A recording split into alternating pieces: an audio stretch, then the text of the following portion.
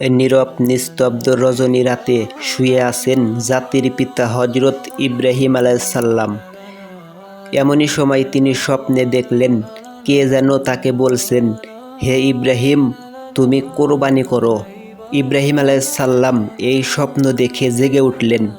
পরের দিন সকালে তিনি 100 উট আল্লাহর রাস্তায় কুরবানি করে দিলেন। পরের দিন আবারও তিনি শুয়ে আছেন, আবারও ভেসে আসলো, হে ইব্রাহিম, আল্লাহর বন্ধু, তুমি আল্লাহর রাস্তায় কুরবানি করো।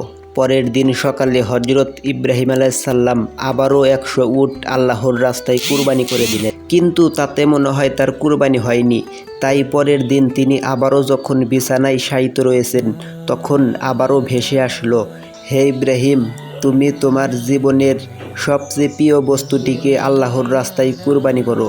তিনি তখন বুঝতে পারলেন, এই পৃথিবীতে আমার সবচাইতে প্রিয় বস্তু হলো আমার সন্তান ইসমাইল আলাইসাল্লাম। হজরত ইব্রাহিম আলাইসাল্লামের বয়স যখন 86 বছর, তখন হজরত ইসমাইল আলাইসাল্লাম জন্মগ্রহণ করেছিল। আর এই সন্তানটি ছিলেন ইব্রাহিম আলাইসাল্লামের সবচাইতে মহাব্বতের সন্তান। আল্লাহ পাক রাব্বুল আলামিন যখন এই প্রিয় সন্তানটি কোরবানি করার জন্য বারবার তাকে আদেশ দিলেন, হজরত ইব্রাহিম আলাইসাল্লাম মনে মনে ধীর সংকল্প করে বললেন, এটাই যদি আল্লাহর অভিপ্রায় হয়, তাহলে যে ইসমাইলকে তার রাস্তায় কোরবানি করতে হবে, তাহলে আমি পিছপা হব না। দুনিয়ার কোনো কিছুই আমার জন্য বাধা হয়ে দাঁড়াতে পারবে না।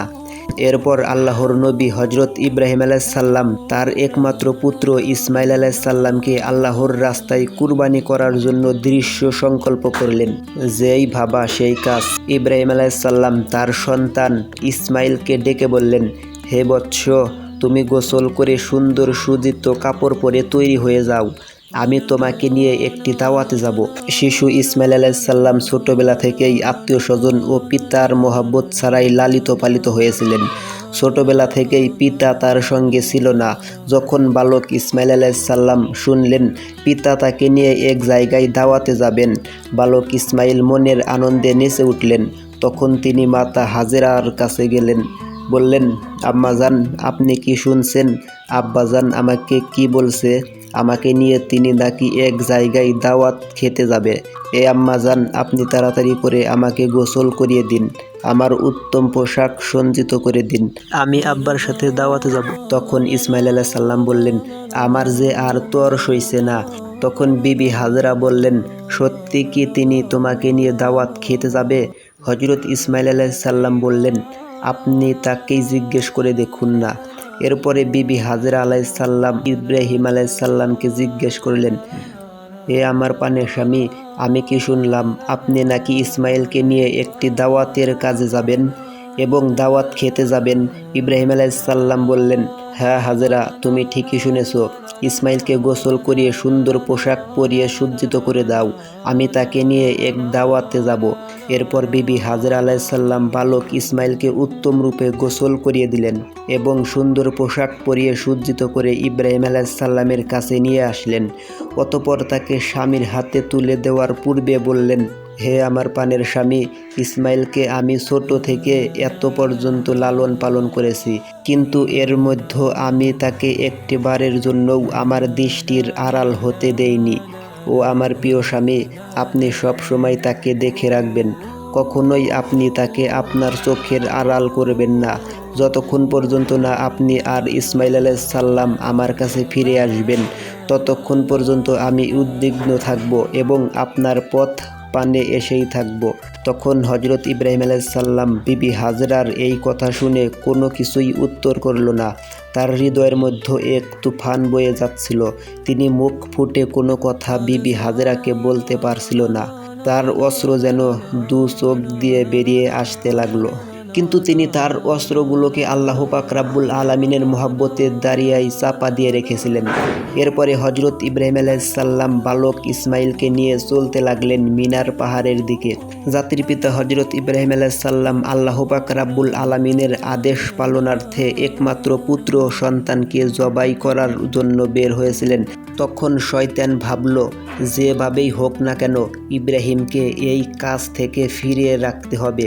তাই ইবলিশ তার চক্রান্তের ষড়যন্ত্র বাস্তবায়নের জন্য সর্বপ্রথম বিবি হাজরা আলাইসাল্লামের কাছে আসলেন। ভালো মানুষের বেশ ধরে উপস্থিত হলো। বিবি হাজরা আলাইসাল্লাম এর কাছে গিয়ে ইবলিশ বলল, হো হাজরা, তুমি কি জানো তোমার স্বামী ইব্রাহিম তোমার সন্তানকে কোথায় নিয়ে যাচ্ছে?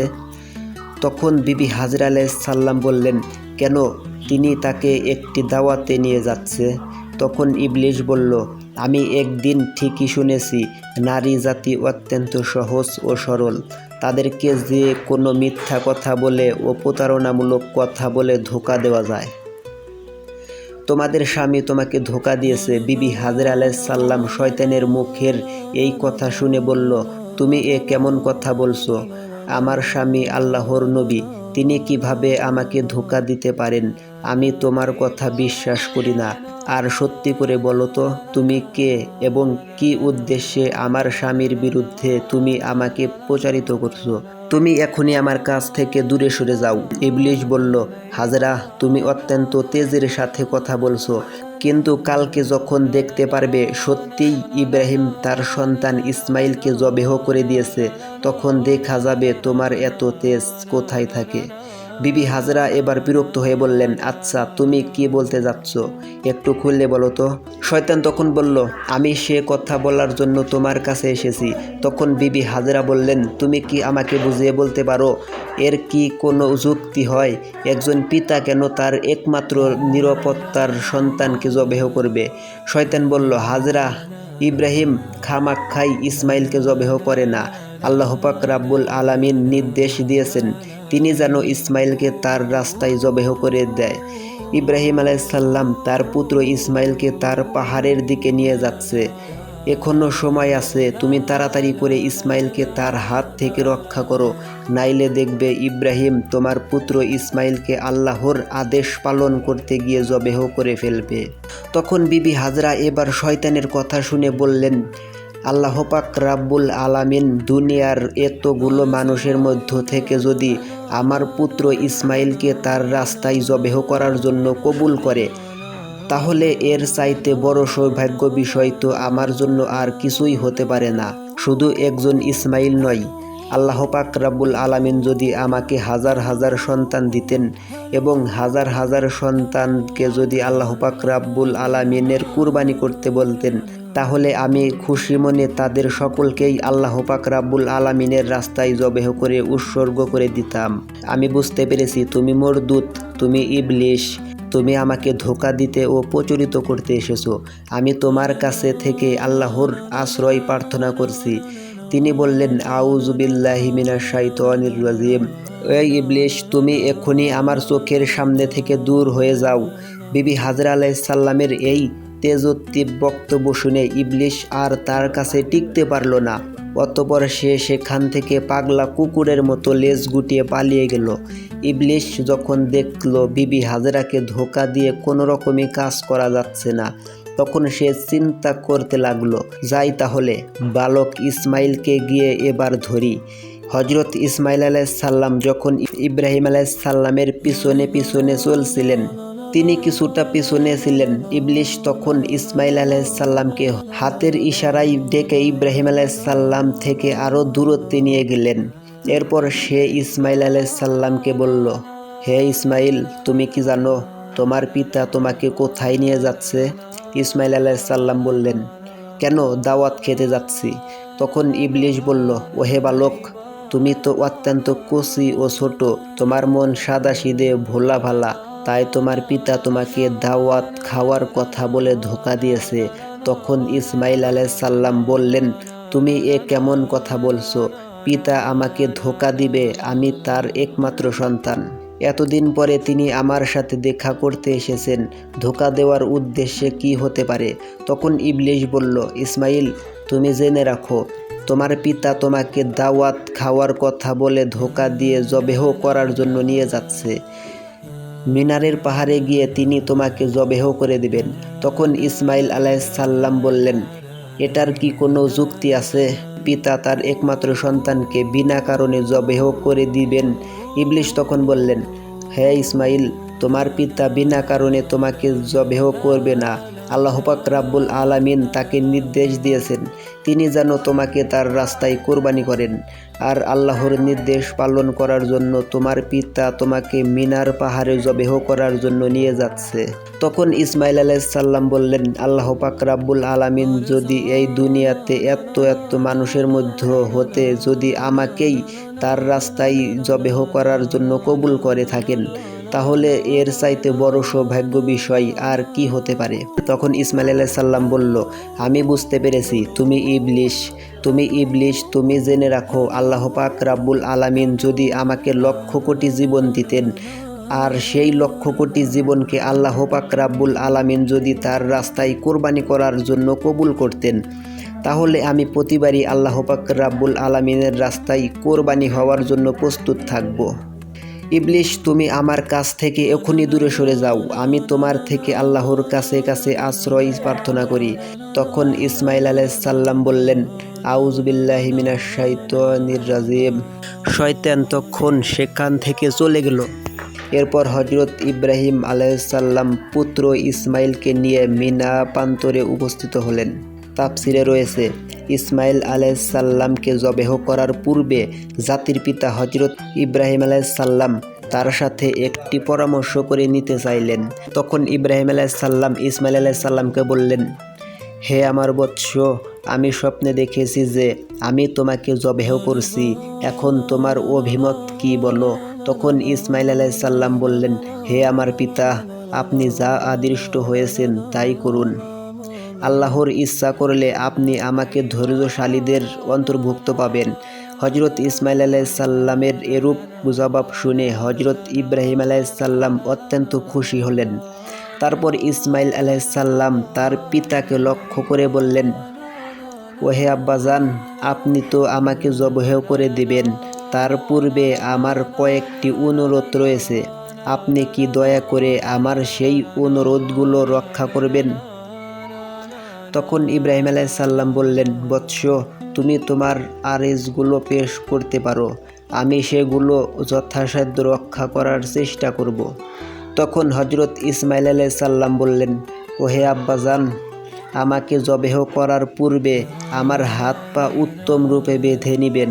দেখা যায় যে জবেহ করার সময় জীবজন্তুগুলি তাদের হাত পা ছোড়াছুড়ি করে, তেমনিভাবে মৃত্যু যন্ত্রণা সহ করতে না পেরে আমিও যদি আমার হাত পাগুলি ছোড়াছুড়ি করি, তা যদি আপনার শরীরে লেগে যায়, এতে আমার বেয়াদবি হবে, আর আমি চাই না মৃত্যুর পূর্বে আমার পিতার সাথে আমি বেয়াদবি করি। অতএব হে আব্বাজান, আপনি আমার এই অনুরোধ রক্ষা করবেন এবং আমার হাত পা বেঁধে রাখবেন। দ্বিতীয়ত হলো, আমাকে জবেহ করার সময় আপনি আমার চক্ষুদ্বয় ভালোভাবে কাপড় দ্বারা বেঁধে নেবেন। জবেহ করার সময় যদি আমার দৃষ্টি আপনার চেহারায় পড়ে, তাহলে আপনার প্রতি আমার দয়া হবে। তাই আমি চাই না আমার চেহারার কারণে আপনি আল্লাহ পাক রাব্বুল আলামিনের আদেশ পালন করতে কোনরূপ বাধার সম্মুখীন হন। এবং তৃতীয়ত, আমার রক্তমাখা জামা কাপড়গুলি নিয়ে আমার জনম দুঃখিনী আম্মার নিকট সমর্পণ করবেন এবং তাকে আমার সালাম জানাবেন, আর বলবেন যে তার এই ত্যাগের বিনিময়ে আমরা একত্রে বেহেশতে অবস্থান করতে পারব। এবং তাকে আরও বলবেন যে আল্লাহ পাক রাব্বুল আলামিন তার নির্দেশ পালন করাই যে তৌফিক আমাদেরকে দিয়েছেন, তার জন্য তিনি যেন শুকরিয়া আদায় করেন এবং তিনি যেন আমার জন্য কোনরূপ দুঃখ প্রকাশ না করেন। পুত্রের মুখে এই কথাগুলো শ্রবণ করে হযরত ইব্রাহিম আলাইহিস সালাম অত্যন্ত সন্তুষ্ট হলেন। তিনি তার অস্তিত্বের নিচে পূর্বেই এক গাছা দড়ি ও একখানা ছুরি লুকিয়ে রেখেছিলেন। তারপর তিনি সেই দড়ি বের করে হযরত ইসমাইল আলাইহিস সালামের হাত ও পা ভালোভাবে বেঁধে নিলেন। এরপরে তার চোখে একখানা কাপড় বেঁধে দিলেন। তারপর হযরত ইসমাইল আলাইহিস সালামকে জবেহ করার জন্য মাটিতে শুইয়ে নিলেন। জাতির পিতা হযরত ইব্রাহিম আলাইহিস সালাম তার হাতে ছুরি নিয়ে প্রস্তুত রয়েছেন, তিনি জবেহ করবেন। তার একমাত্র সন্তান ইসমাইল আলাইহিস সালামকে। তিনি এর মাধ্যমে চাচ্ছেন আল্লাহর আদেশ পালন করতে। তিনি সংকল্প করেছেন যে আল্লাহর আদেশ পালন করতে তাকে পৃথিবীর কোনো শক্তিই বাধা দিতে পারবে না। পিতা তার পুত্রের গলায় ছুরি চালিয়ে দেবেন। আল্লাহর প্রেম ও মহব্বতে মমতাই হয়ে এই দৃশ্য দেখে আসমান ও জমিনের ফেরেশতারা প্রকাশিত হয়ে যাচ্ছে। তারা আল্লাহর তাসবিহ ও পত্রিকায় ঘোষণা করে যাচ্ছে। এরপর হজরত ইব্রাহিম আলাইহিস সালাম পুত্র ইসমাইল আলাইহিস সালামের গলায় ছুরি চালাতে যাচ্ছেন। এমন সময় আল্লাহ পাক রাব্বুল আলামিন ছুরিকে নির্দেশ দিলেন, হে ছুরি, খবরদার, তুমি ইসমাইলের গলায় একটি পশমও কাটবে না। যদি তুমি ইসমাইলের গলায় একটি পশম কাটিস তাহলে তোর জন্য আমি জাহান্নামের আগুনকে অবধারিত করে রাখব। তারপর হজরত ইব্রাহিম আলাইহিস সালাম বিসমিল্লাহ বলে পুত্র ইসমাইলের গলায় ছুরি চালিয়ে দিলেন। কিন্তু ছুরি তো পূর্বেই আল্লাহর নির্দেশ পেয়েছে। তিনি আল্লাহর ভয়ে ভীত হয়ে ইসমাইল আলাইহিস সালামের গলায় একটি পশমও কাটল না। ইব্রাহিম আলাইহিস সালাম বারবার ইসমাইল আলাইহিস সালামের গলায় ছুরি চালাচ্ছে, কিন্তু কোনোরূপেই তিনি তার গলা কাটতে সক্ষম হচ্ছিল না। তখন হজরত ইসমাইল আলাইহিস সালাম তার পিতাকে বললেন, আব্বাজান, আপনি সম্ভবত আপনার স্নেহের প্রভাবে প্রভাবিত হয়ে জোরে ছুরি চালাতে সক্ষম হচ্ছেন না। হে আব্বাজান, আপনি আপনার গায়ের সমস্ত শক্তি দিয়ে ছুরি সঞ্চালন করুন।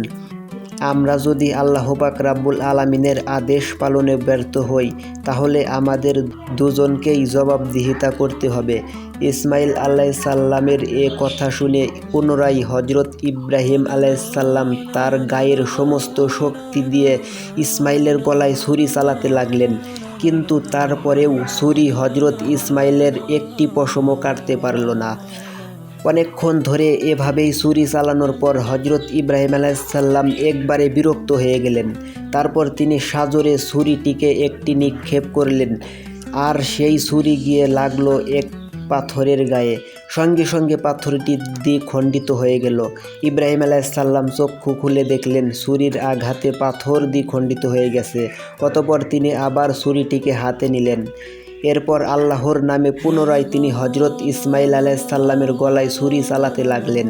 এমন সময় আল্লাহ পাক রাব্বুল আলামিন হজরত জিবরাইল আলাইহিস সালামকে হুকুম দিলেন, ওহে জিবরাইল, তুমি বেহেশতে থেকে একটি দুম্বা নিয়ে যাও আর ইসমাইলকে সরিয়ে তার জায়গায় বেহেশতি দুম্বাটি রেখে দাও। হজরত জিবরাইল আলাইহিস সালাম চোখের পলকে বেহেশত থেকে একটি দুম্বা নিয়ে তিনি চলে আসলেন। তারপর হজরত জিবরাইল আলাইহিস সালাম ইসমাইল আলাইহিস সালামকে সরিয়ে ইব্রাহিম আলাইহিস সালামের ছুরির নিচে সেই বেহেশতি দুম্বাটি রেখে দিল। আর ওই দিকে হজরত ইব্রাহিম আলাইহিস সালাম ছুরি চালিয়ে দিলেন। সাথে সাথে বেহেশতি দুম্বাটি কুরবানি হয়ে গেল।